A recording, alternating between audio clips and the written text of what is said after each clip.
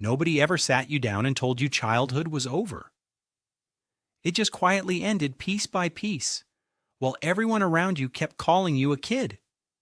You're 7, and you learn to make your own breakfast, because waiting for someone else means sometimes you don't eat before school.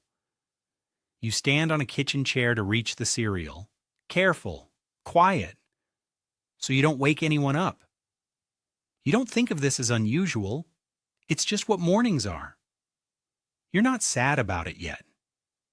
You don't know yet that there's another way mornings can go. You're 9, and you learn to read your parents' voices through a closed door. Which tone means it's about to get loud, which one means you should take your brother into your room and turn the cartoons up a little. You get good at this. It doesn't occur to you yet that other 9-year-olds aren't doing this math in their heads.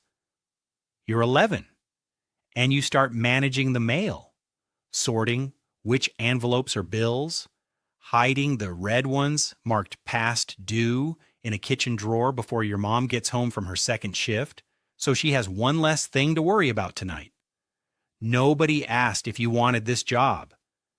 They just started leaving the mail on the counter, and somewhere along the way, it quietly became yours.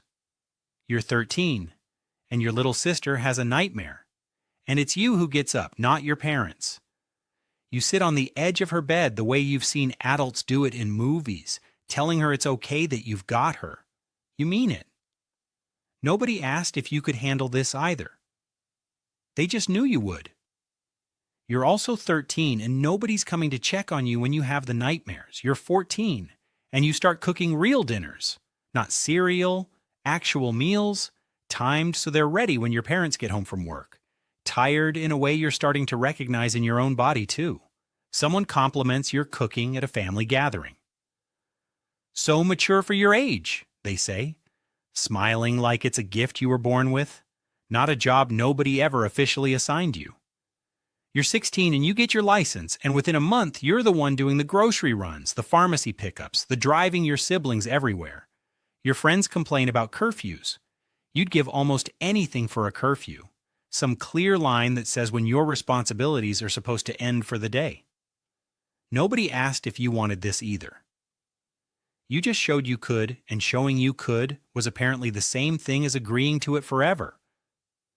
You're 18 and you move into your first apartment. It's tiny, the walls are bare. There's barely enough furniture to make it feel like a home.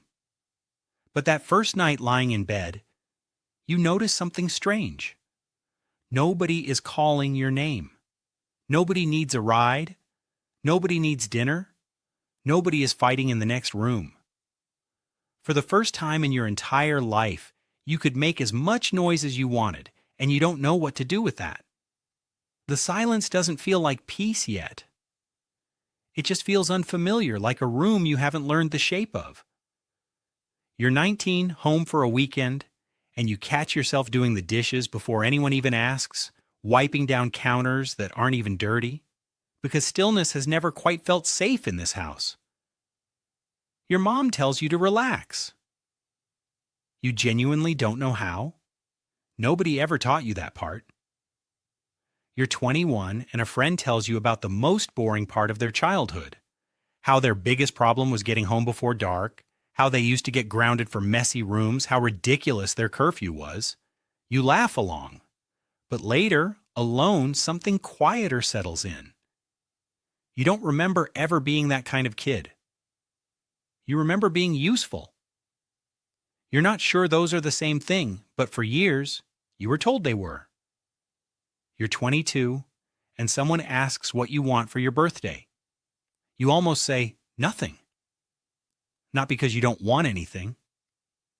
Somewhere along the way, wanting things started to feel selfish.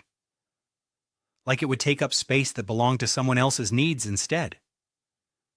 You're 23. And late one night you stumble across a word you've never heard before. Parentification. Children who take on responsibilities normally carried by adults. You read the definition twice. Then you think about the breakfasts, the bills, your sister's nightmares. The dinners timed for 2 exhausted parents. The years of so mature for your age. And your whole childhood quietly starts rearranging itself in your head. You weren't unusually mature. You were carrying too much. And everyone just called it maturity, because that was easier than calling it what it actually was. You're 24, and someone offers to help you carry something. Nothing big, just groceries, just one bag. Your first instinct isn't gratitude, it's refusal. I've got it, you say, already halfway through the door. You've said those 3 words so many times you'd forgotten there was ever another option. You're 25 and you go an entire weekend doing absolutely nothing productive. No chores, no checking on anyone, no fixing anything. By Sunday night, the guilt is loud enough that you almost can't enjoy the last few hours of it. But underneath the guilt, quieter, there's something else too. For 2 days, it felt a little bit like being a kid. You're 27 now. You're learning, slowly, that rest isn't something you have to earn. Slowly, that rest isn't something you have to earn first. That being needed and being loved were never actually the same thing, even though your whole childhood taught you they were. Nobody ever told you childhood was over. You just learned to stop asking for it back. But you're allowed to ask now. You're allowed to rest. You're allowed to need someone. You're allowed to be taken care of for once. Because you were never supposed to raise yourself.